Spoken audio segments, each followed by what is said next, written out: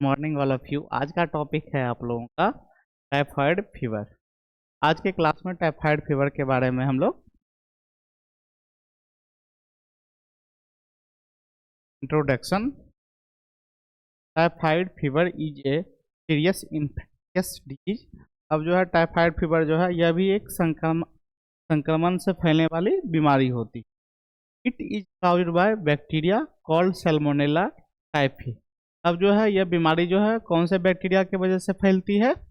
Salmonella typhi नामक bacteria की वजह से यह बीमारी जो है वो क्रिएट होते हैं। The disease mainly spread through contaminated food and drinking water. ये बीमारी जो है ज़्यादातर देखने के लिए मिलता है अगर आप कंटामिनेटेड फूड और वाटर अगर आप इंटेक करते हैं, उनसे जो है ये बीमारी जो है फैलती है। दूषित भोजन और दूषित पानी पीने से भी जो है ये बीमारी जो है टाइफाइड बीमारी जो है फैलती है। उसके साथ साथ poor sanitation and lack of personal hygienes are the main reasons for it spread. अब जो है यह बीमारी जो है साथ ही साथ जो है अगर आप साफ सफाई पे ज़्यादा ध्यान नहीं देते हैं, आप हाइजीन मेंटेन नहीं करते हैं, तो इन सब चीज़ों के थ्रू जो है इन सब रीजन्स के थ्रू भी जो है ये बीमारी जो है वो फैलने का काम करती है। अब टाइफाइड फीवर जो है कौन से बैक्टीरिया की वजह से फैलती है? सैल्मोनेला टाइफी नामक बैक्टीरिया की वजह से ये बीमारियां जो है वो उत्पन्न होते हैं।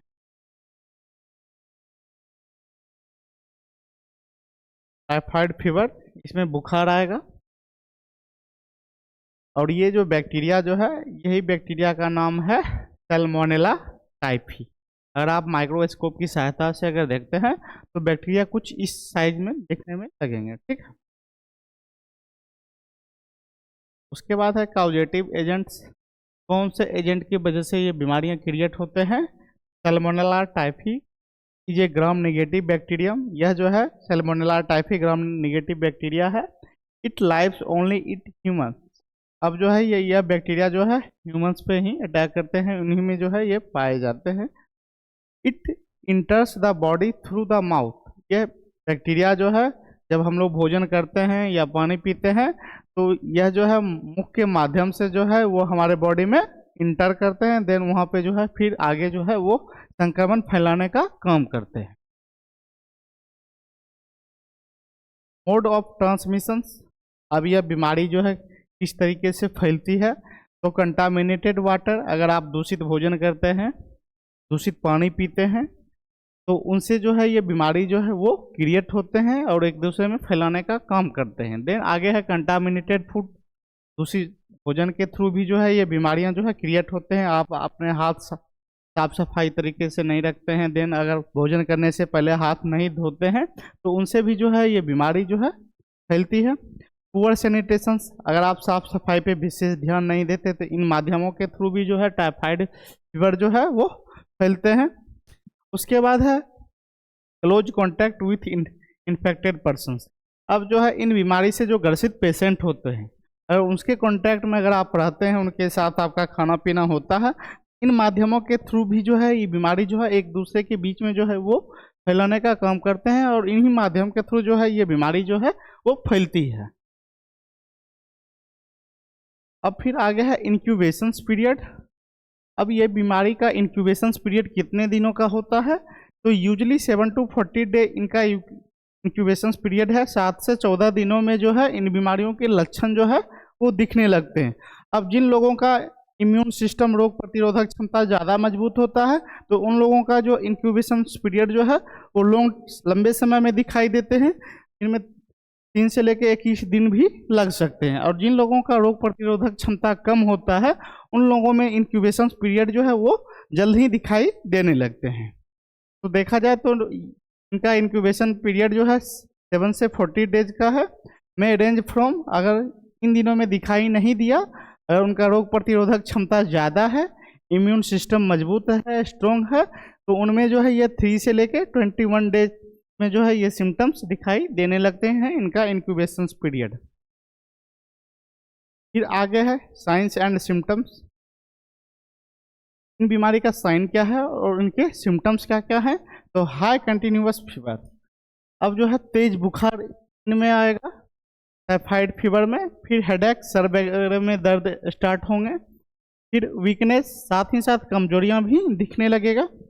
लॉस ऑफ एपेटाइट, भूख कम लगेगा। जैसे ही भूख कम लगेगा कमजोरी ऑटोमेटिक दिखने लगेगा।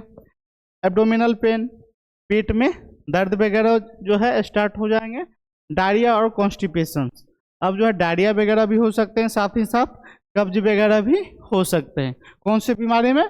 टाइफाइड बीमारी में। टाइफाइड फीवर जो है वह दूषित पानी पीने से, दूषित भोजन करने से, साथ ही साथ जो इन बीमारियों से ग्रसित लोग होते हैं उनके क्लोज कॉन्टैक्ट में आने से, इन सब माध्यमों के थ्रू जो है यह बीमारी जो है वो फैलती है। के बाद है सिम्टम्स। हाई फीवर, तेज बुखार आएगा इन बीमारी में। इन बीमारी टाइफाइड फीवर के ये लक्षण हुए। चिल्स, कपकपाहट जैसे महसूस होगा। लॉस ऑफ एपेटाइट, भूख कम लगेगा। स्टमक पेन, पेटों में दर्द वगैरह स्टार्ट हो जाएंगे। रॉस स्पॉट रेस, अब शरीर पे जो है, बदन पे जो है वो दाने दाने जैसे सिम्टम्स दिखाई देने लगते हैं, रेसेस दिखाई देने लगते हैं। कफ, खांसी वगैरह भी हो सकता है। मसल्स एचिस, अब जो है मांसपेशी में जो है वो नोचने जैसा सिम्टम्स या फिर क्या बोलते हैं उसको, इचिंग टाइप का सिम्टम्स दिखाई देने लगते हैं। हेडेक, सर वगैरह में दर्द होंगे। नोजिया, वोमिटिंग, वोमिटिंग वगैरह भी हो सकता है। उसके साथ साथ डायरिया और कॉन्स्टिपेशंस भी इन बीमारियों में देखने के लिए मिलते हैं। कौन से बीमारी में? टाइफाइड फीवर में।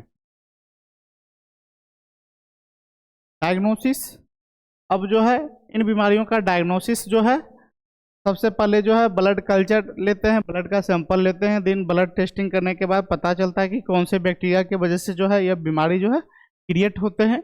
उसके बाद है विडाल टेस्ट करते हैं। उसके बाद विडाल टेस्ट में जो है पता करते हैं कि जो हमारा जो बैक्टीरिया है उसका ग्रोथ कितना % हुआ है। फिर उनके हिसाब से जो है ट्रीटमेंट किया जाता है। फिर आगे है stool and urine examination, stools check किए जाते हैं, देन यूरिन चेक करते हैं। उसके बाद जो है इनका ट्रीटमेंट के लिए जो है आगे का प्रोसेस करते हैं। तो ट्रीटमेंट में सबसे पहले है एंटीबायोटिक्स लाइक एजिथ्रोमाइसिन। उसके बाद है सेफ्टिडियाजोन, प्लेंटी ऑफ फ्लूड्स वगैरह भी देते हैं, इंटेक करते हैं। उसके बाद है पेशेंट को प्रॉपर रेस्ट के लिए बोला जाता है। तो ये एंटीबायोटिक्स में एजिथ्रोमाइसिन और सेफ्टिडियाजोन जो है ये एंटीबायोटिक्स का यूज किया जाता है टाइफाइड फीवर में, ताकि जो है उस बैक्टीरिया के अगेंस्ट जो है उनके इनहिबिशन में जो है ये वर्क कर पाए। फिर आगे है प्रिवेंशन। अब इन बीमारियों को फैलने से कैसे रोका जा सकता है, इन बीमारियों से कैसे बचाव किया जा सकता है। सेफ ड्रिंकिंग वाटर, आप अगर स्वच्छ पानी पिएंगे, साफ सुथरा पानी पिएंगे तो इन बीमारियों को रोका जा सकता है। उसके बाद है प्रॉपर सैनिटेशन, साफ सफाई पे विशेष ध्यान देके जो है इन बीमारियों को फैलने से रोका जा सकता है। हैंड वॉशिंग, खाने से पहले जो है हाथ को सही तरीके से साफ करें ताकि जो है ये बीमारियों को फैलने से रोका जा सके। खाने से पहले और खाने के बाद भी हाथ को अच्छी तरीके से धोना चाहिए। उसके बाद है टाइफाइड वैक्सीनेशन, टीकाकरण सेवाओं के थ्रू भी जो है इन बीमारियों को कंट्रोल किया जा सकता है, इन बीमारियों से बचा जा सकता है। तो फिर आगे है रोल ऑफ फार्मासिस्ट। अब एक फार्मासिस्ट का क्या रोल होता है टाइफाइड फीवर में? तो एडुकेट पब्लिक अबाउट हाइजीन, अब जो है लोगों को जो है स्वास्थ्य के बारे में बतलाना, साफ सफाई के बारे में बतलाना। Ensure proper use of antibiotics, अब एंटीबायोटिक्स का यूज किस तरीके से करना चाहिए, इन चीज़ों के बारे में जागरूक करना ताकि लोग जो है पब्लिक जो है एंटीबायोटिक्स का सही तरीके से यूज कर पाए। प्रमोट वैक्सीनेशंस, टीकाकरण को बढ़ावा देना, टीकाकरण के बारे में जागरूक करना ताकि लोग जो है इजली टीकाकरण सेवाएं लेके इन बीमारियों को फैलने से रोक सके। उसके बाद है सपोर्ट कम्युनिटी हेल्थ प्रोग्राम, लोगों को स्वास्थ्य प्रोग्राम के बारे में बतलाना, जागरूक करना ताकि जो है लोग जो है स्वास्थ्य प्रोग्राम में जाके वो पार्टिसिपेट करें और जागरूक हों ताकि जो है बीमारियों को फैलने से रोका जा सके, बीमारियों को कंट्रोल किया जा सकता है। तो आज के लिए इतना ही। Thank you so much.